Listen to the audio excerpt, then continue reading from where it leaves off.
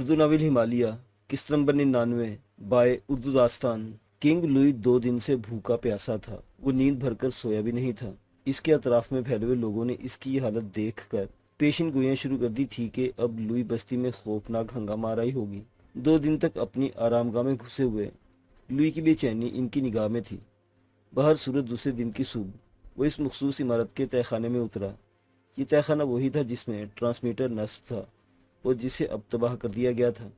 इस तहखाने में दूसरी बहुत सी चीज़ें भी थीं, जिनमें आतिशी असला, गोला बारूद का जखीरा और न जाने क्या क्या चीज़ें मौजूद थीं। किंग लुई ने एक कदीम संदूक खोला और इसमें से कुछ चीज़ें निकालकर सामने रखी।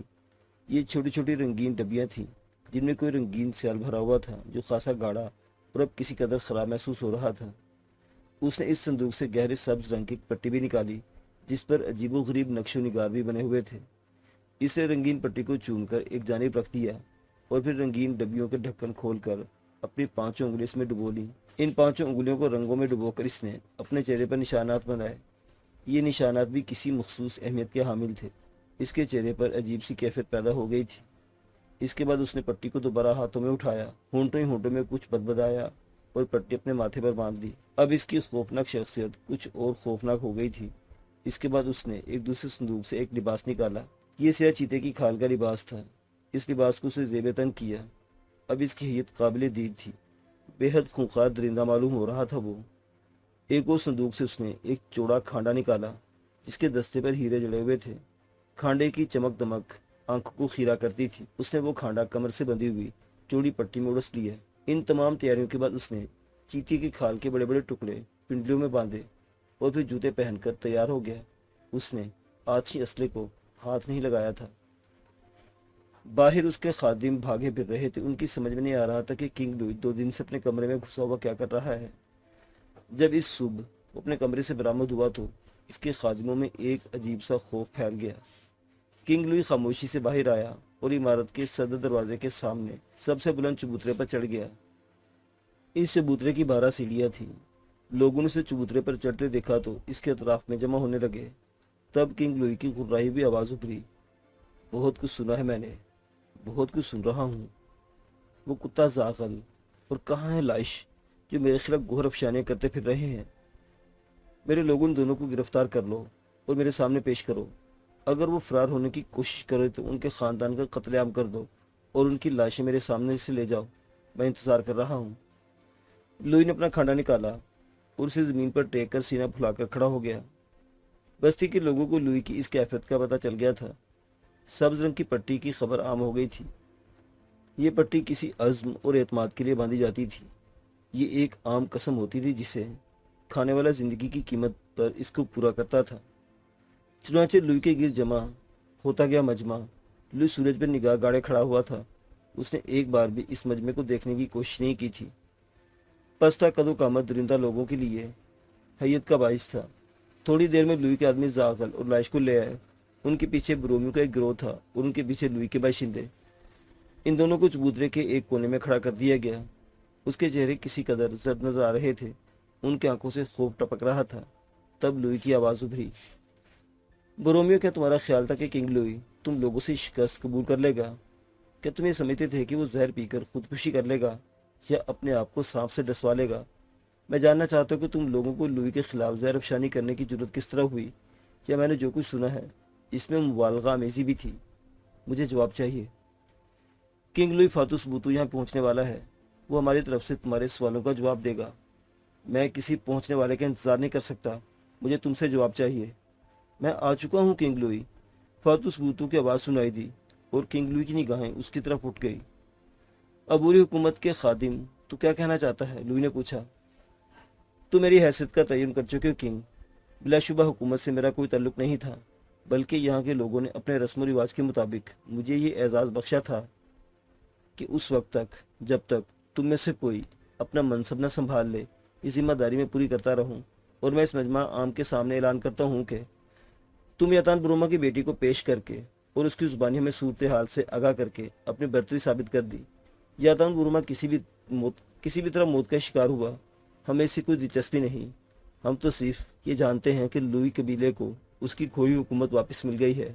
चुनांचे किंग लुई, क्या तुम ब्रोमा की बेटी की कुर्बानी दिए बगैर अपने इस मनसब को संभाल लोगे? क्या तुम्हारी जिंदगी बेचैनी और इज़्तिराब में नहीं गुजरेगी?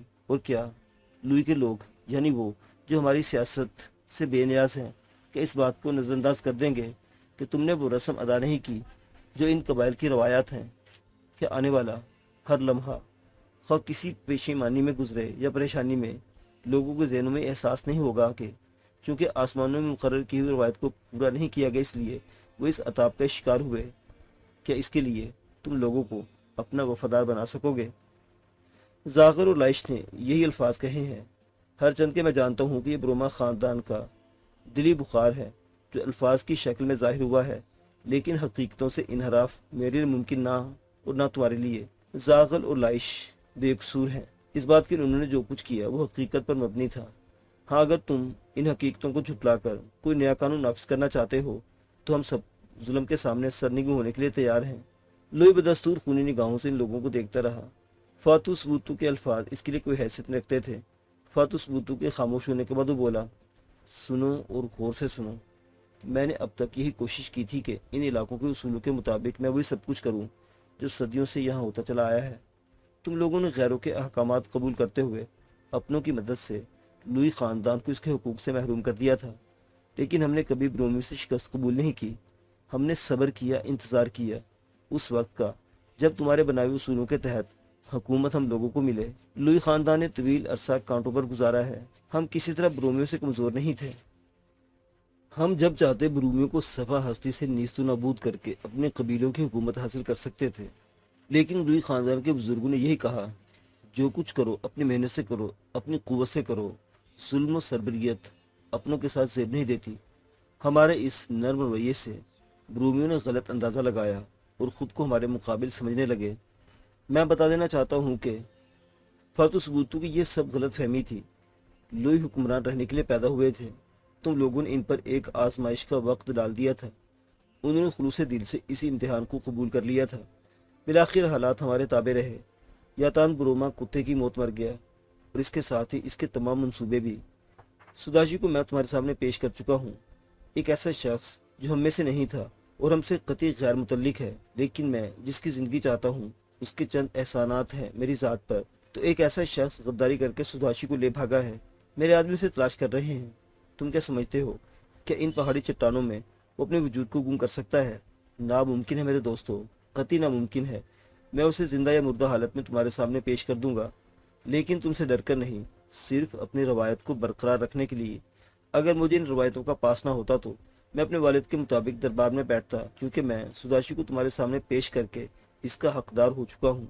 लेकिन मैं नहीं चाहता कि मैं कोई गलत कदम उठाऊँ, और यही वजह है कि अब तक मैंने दरबार में अपनी नशिस्त नहीं संभाली। मेरी इस नरमी से नाजायज़ फ़ायदा उठाने वाले लोग ख्वाबों की जन्नत में रहते हैं। मैं उन्हें चुटकियों में मसल दूंगा। मैं उनमें से किसी को ही हक नहीं दूंगा कि वो मुझ पर कीचड़ उछाले। जागल और लाइश को किसने हक दिया कि मुझ पर तबसरा करें? बिलाखिर मुझे ही इस इलाके का हुक्मरान बनना है। मैंने सिर्फ तुम लोगों को तंबीह की है कि अपनी ज़ुबानें बंद रखो। यूँ ना हो कि पहले मैं इन ज़ुबानों को खामोश कर दूँ और इसके बाद अपने मशगले में मसरूफ़ हो जाऊँ। मैं चाहता हूँ कि तुम सब लोग और वो तमाम लोग जो मुझसे दुश्मनी पर कमर बस्ता हैं अपनी बदनसीब आंखों से देख लेंगे कि लुई किस तरह फाते रहा। मैं तुमसे आखिरी बार ये अल्फाज कह रहा हूँ कि आने वाली मुसीबतों का इंतज़ार करो और मेरे गज़ब को हवा न दो। यूँ ना हो कि मैं तुम में से कुछ मेरे मजीद इंतकाम का शिकार हो जाए और लुई कबीले की आबादियों में कमी बाकी हो जाए। बस इससे ज़्यादा मैं कुछ नहीं कह सकता। जिसको अपनी जान बचाने की ख्वाहिश है उसे अपनी ज़ुबान बंद रखनी होगी, वरना हालात का जिम्मेदार वो खुद होगा। किंग लुई, तुमने अहद की पट्टी अपनी पेशानी पर क्यों सजाई है? वो तुम्हारे चेहरे के नक्शो निगार किस बात की अलामत है? फातू सबूतू ने पूछा। तुम जानते हो फातू के ये अहद क्या नोयत रखता है? हम तुम्हारी जुबान से सुनना चाहते हैं तो सुनो। वो शख्स जो सुदाशी को यहाँ से उठा ले गया है कुछ अरसा कबल मेरा दोस्त था, लेकिन मैंने उससे दोस्ती के नाते ख़त्म कर दिए हैं और अब मैंने उसे अपने दुश्मन में तस्वुर किया है। चुनांचे वो दुश्मन की हैसियत रखता है मेरे लिए, और ये अहद इस दुश्मन के लिए है कि मैं उसे पहाड़ों से जिंदा या मुर्दा खींच लाऊंगा।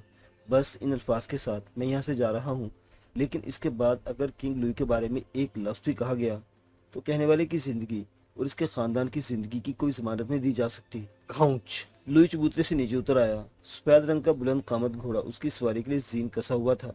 अपने भारी भरकम वजूद के बावजूद वो उछलकर घोड़े पर सवार हो गया और घोड़ा हवा से बातें करने लगा।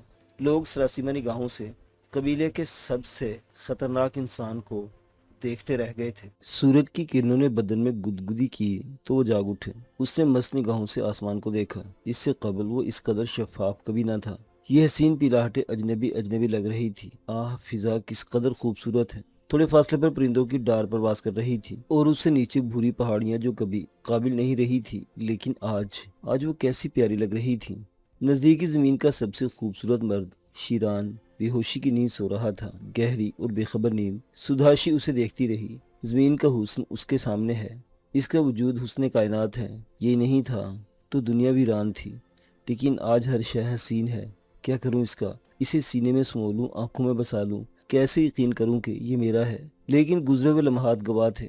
चट्टानों की शरारत अमेज मुस्कुराहट, हवाओं की बेबाक सरगोशियां गवाह थी कि उन्होंने जो कुछ देखा है वो तस्दीक करते हैं कि अब ये दोनों एक ही हैं। शीरान मेरा है। वो अपनी जगह से उठ के लिबास दुरुस्त किया। जिंदगी में पहली बार खुद को संवारने को जी चाहा, लेकिन यहाँ था क्या? मट्टी उठाकर चेहरे पर लगाई नहीं जा सकती थी। ना सही, मेरा शीरान मुझे इस रूप में पसंद करता है। शीरान ने करवट बदली तो वो इसके करीब पहुंच गई। शीरान, सुबह हो गई। शीरान आंखें खोलकर उसे बेखबर के अंदाज में देखता रहा। फिर आंखों का रंग बदला, इनमें वहशत उभर आई। वो एक झटके से उठ बैठा। इन आंखों में खून आया। जिंदा हो अभी तक? उसने आहिस्ता से कहा। सुदाशी उसके अल्फाज नहीं सुन सकी थी। क्या कहा? उठोगे नहीं? शीरान ने कोई जवाब नहीं दिया। वो इधर उधर देखते हुए फिर उसके होंठों पर शैतानी मुस्कुराहट फैल गई। उठ खड़ा हुआ। तो तू मेरी औरत बन गई, उसने कहा। अब भी यकीन नहीं करोगे? या तौन बुरोमा की बेटी, वो बोला। शीरान की बीवी। सुदाशी ना से बोली। शीरान का घनगर्ज कहका फजा में गूंज उठा। ये शीरान, क्या पागलों की तरह हंस रहे हो? आओ नीचे, दरिया में नहाएंगे। दरिया में नहाना चाहती हो? तुम नहीं नहाओगे? मैं? शीरान फिर हंस पड़ा। पहले नहाएंगे, फिर मेरा मर्द मुझे शिकार करके खिलाएगा। फिर हम यहाँ से चल पड़ेंगे। कुछ और आगे चलकर हम कोई मुनासिब जगह तलाश करेंगे, वहाँ एक झोपड़ा बनाएंगे अपने लिए। उसके बाद? शीरान ने पूछा। उस वक्त तक इस झोपड़ी में रहेंगे जब तक यहाँ से दिल न उकता जाए। जब यहाँ से उकता जाएंगे तो भेस बदल कर किसी शहर चल पड़ेंगे, ऐसी जगह जहाँ हमें कोई पहचान ना सके। इसके बाद अपना एक घर बनाएंगे, दौलत कमाएंगे, ताकि हमारे बच्चों को बेहतर मुस्तकबिल मिल सके। सुदाशी बोली। शीरान के अलग से गुर्राहट निकली। हाँ, बच्चे बच्चे मुझे बहुत पसंद हैं। बहुत से बच्चे, चारों तरफ उछलते, शोर मचाते, चीखते चिल्लाते, शरारतें करते बच्चे। शीरान, तुम्हें बच्चे कैसे लगते हैं? आओ। शीरान इसके बात का जवाब दिए बगैर कहा और सुदाशी का हाथ पकड़कर आगे बढ़ गया। वो पहाड़ी कटाव के पास पहुंच गया। यहाँ एक चट्टान उभरी हुई थी। बैठ जा सुदाशी, वो संजीदगी से बोला। शीरान, प्लीज नीचे चलो।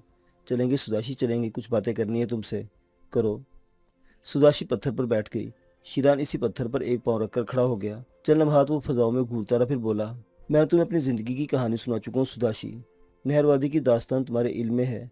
शहाबा वो पहली औरत थी जिसने औरत की हैसियत से मुझे मुतासिर किया था। हाँ, उसका बेमिसाल हुस्न मुझे नहरवादी घसीट ले जाना चाहता था, लेकिन मैं उसे भी दूर से देखता और पसंद करता था। उसने मेरी जिंदगी बचाने में एक अहम किरदार अदा किया था, लेकिन अहमक लड़की ने मुझसे कहा कि वो मेरी औरत बनना चाहती है। इससे बड़ी गाली मेरे लिए और कोई नहीं हो सकती। फिर वादी की ख्वाहिशा शीरान के बच्चों की मां बनने की ख्वाहिशमंद थी। मैंने उसकी ख्वाहिश पूरी कर दी और फिर अपनी ख्वाहिश पूरी की। मैंने उसे कत्ल कर दिया, उस गाली का इंतकाम लिया। हाँ सुदाशी, मेरे जहन में अपने बच्चों की माँ के लिए एक अलग तस्वुर कायम है। वो औरत आम औरत नहीं होगी, उसमें ऐसी खूबियाँ होनी चाहिए जो शीरान में है। मैं ऐसी औरत चाहता हूँ जिसके इश्तराक से पैदा होने वाले बच्चे बहुत बड़ी चीज़ हों। शीरान, शीरान, तुमने मुझे इतना बड़ा रुतबा दे दिया है, सुदाशी वालेहाना अंदाज में बोली।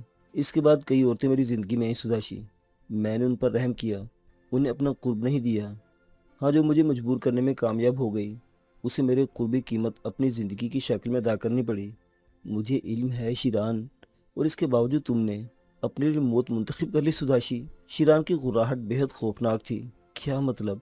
सुदाशी पहली बार चौंकी। वो औरत कौन थी सुदाशी, जो मेरे निशाने से बच भागी थी, जिसे मुझे हरामी होने की गाली दी थी?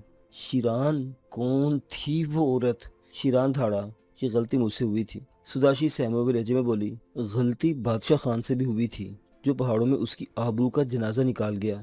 लेकिन मैं, सुदाशी कपकपाती आवाज में बोली, मैं तुम्हारी बीवी बन चुकी हूँ शीरान। हाँ, तुमने एक मजाक किया था मुझसे, लेकिन सुदाशी, मैं जिस औरत को अपनी बीवी बनाऊंगा उससे अपने कबीले की रस्मों के मुताबिक शादी करूंगा।